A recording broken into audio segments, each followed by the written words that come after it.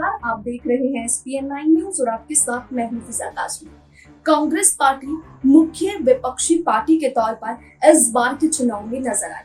उसने जी जान और जी तरीके से हर तरीके से बीजेपी को मात देने के लिए और हर राज्य की पार्टी को मात देने के लिए जी तोड़ कोशिश की। कांग्रेस के उम्मीदवार हो या फिर खुद अंतरिम अध्यक्ष सोनिया गांधी से लेकर पूर्व अध्यक्ष राहुल गांधी या फिर कांग्रेस की महासचिव प्रियंका गांधी वाड्रा, तीनों ने ही चुनाव की कमान संभालते हुए पार्टी को मजबूत करने का काम किया और कार्यकर्ताओं के बीच मजबूती देने का एक संदेश दिया। वहीं लेकिन अब बात करें हालिया चुनाव के नतीजों के बाद फिर एक बार कांग्रेस में बागी नेताओं की आवाज जोर पकड़ने लगी है। हालांकि चुनाव से पहले हमने कांग्रेस में G23 नाम का एक ग्रुप देखा था, जिसमें गुलाम नबी आजाद, कपिल सिब्बल जैसे दिग्गज कांग्रेसी नेताओं ने एक मंच पर आकर एक सुर में कांग्रेस के खिलाफ नेतृत्व में परिवर्तन की मांग उठाई थी और जल्द से जल्द अध्यक्ष की मांग उठाई थी। लेकिन इस बार क्या है कांग्रेस में बागी नेताओं की मांग, इस रिपोर्ट में देखिए। 5 राज्यों में होने वाले विधानसभा चुनाव से पहले कांग्रेस में भीतर घात और गुटबाजी की खबरें लगातार तूल पकड़ रही थी।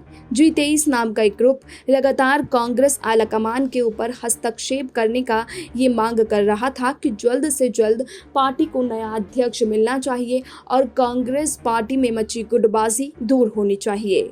लगातार कांग्रेस नेताओं की ओर से ये मांग की जा रही थी कि पार्टी में नेतृत्व की सख्त जरूरत है, लेकिन फिर भी कांग्रेस आलाकमान की ओर से कोई भी फैसला चुनाव से पहले नहीं लिया गया। हालांकि इस फैसले को चुनाव के बाद के लिए टाल दिया गया और 2 मई के चुनावी नतीजों का इंतजार करने के लिए पार्टी कार्यकर्ताओं और नेताओं को आश्वस्त किया गया। लेकिन अब 2 मई बीत जाने के बाद पार्टी नेताओं में फिर गुटबाजी और ये सवाल खड़े हो गए हैं कि जल्द से जल्द कांग्रेस पार्टी को एक नए नेतृत्व के हाथों में सौंप देना चाहिए, क्योंकि हाल ही में आए 5 नतीजों के 5 राज्यों के चुनावी नतीजों से ये साफ हो गया है कि कांग्रेस पार्टी राज्य दर राज्य पिछड़ती जा रही है। दरअसल बात अगर पश्चिम बंगाल, असम, केरल से लेकर पुडुचेरी तक में कांग्रेस के कमजोर प्रदर्शन के बाद अब पार्टी में अंदरूनी कलह खुलकर सामने आने लगी है। पार्टी के पूर्व प्रवक्ता अजय झा ने लीडरशिप पर निशाना साधते हुए एक बार फिर कांग्रेस पार्टी पर सवाल खड़े कर दिए हैं। अजय झा ने कहा है कि बंगाल में कांग्रेस का सरेंडर करना बेहद निराशाजनक रहा है।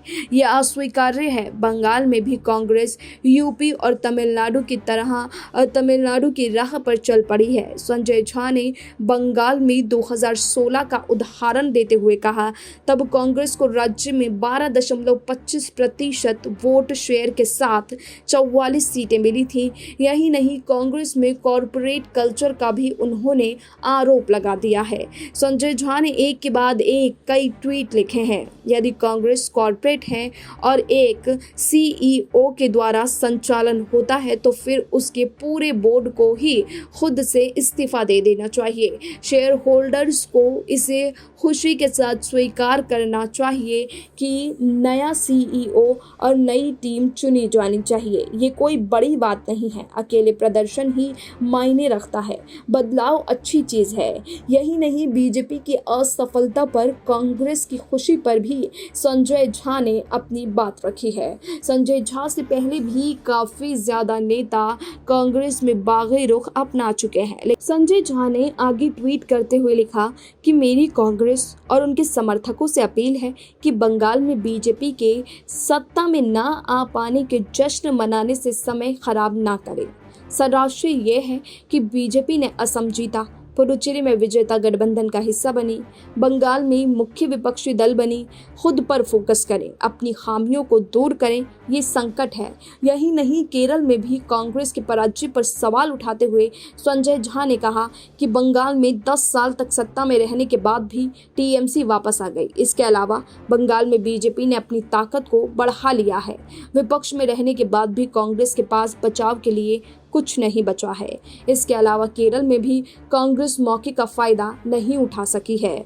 वहीं दूसरी ओर रागिनी नायक ने भी बीजेपी सरकार और कांग्रेस सरकार पर आरोप उठाते हुए ये सवाल उठाया है कांग्रेस पर ही। साथ ही संजय झा के अलावा कांग्रेस की मौजूदा प्रवक्ता रागिनी नायक ने भी कांग्रेस के रवैये पर सवाल खड़े कर दिए हैं। उन्होंने ट्वीट करते हुए कांग्रेस सरकार को आड़े हाथों लिया और कांग्रेस पर ही सवालिया निशान छोड़ दिए हैं। संजय झा के अलावा डॉक्टर रागिनी नायक ने ट्वीट करते हुए लिखा कि यदि हम कांग्रेसी मोदी की हार में ही अपनी खुशी ढूंढते रहेंगे तो अपनी हार पर आत्ममंथन कैसे करेंगे। हालांकि एक और ट्वीट करते हुए उन्होंने राहुल गांधी की लीडरशिप पर भरोसे की बात भी कही। रागिनी नायक ने लिखा कि ना उम्मीद नहीं दिल, नाकाम ही तो है, लंबी है गम की शाम मगर शाम ही तो है, इस शाम की सुबह होना तय है, बशर्ते हम जीत को मछली की आंख मानकर संघर्षरत रहें। आखिरकार देश में बीजेपी के कुशासन का अंत करने का सामर्थ्य सिर्फ कांग्रेस में है और मोदी को हराने का दम सिर्फ राहुल गांधी में है। इसके साथ ही कपिल सिब्बल के बेटे ने भी कांग्रेस पर सवाल उठाए।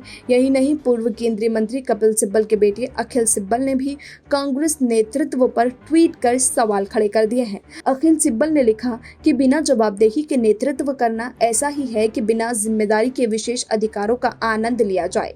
मुझे आश्चर्य है कि आखिर कब तक बीजेपी को हराने के लिए कांग्रेस की ओर से दूसरों को शुक्रिया अदा किया जाता रहेगा। आपको बता दें कि ममता बनर्जी की जीत के बाद विपक्षी पार्टियों ने खूब खुशी जाहिर की। इसके साथ ही कांग्रेस की अंतरिम अध्यक्ष सोनिया गांधी ने भी ममता बनर्जी को फोन कर जीत की बधाई दी। वहीं राहुल गांधी ने भी ट्विटर के जरिए ममता बनर्जी को जीत की बधाई दी। हालांकि विपक्ष की ओर से तमाम नेता इस वक्त ममता बनर्जी को जीत की बधाइयां दे रहे हों, उसमें चाहे उत्तर प्रदेश के पूर्व मुख्यमंत्री अखिलेश यादव हों या तेजस्वी यादव, हर तरफ से ममता बनर्जी के लिए, मुख्यमंत्री ममता बनर्जी के लिए जीत की बधाइयों का दौर जारी है। और विपक्ष के रूप में ममता बनर्जी अब एक ऐसा चेहरा बन के उभरी हैं जो सीधे तौर पर बंगाल ही नहीं सभी जगह मोदी सरकार को टक्कर देने के लिए कामयाब साबित हो रही हैं।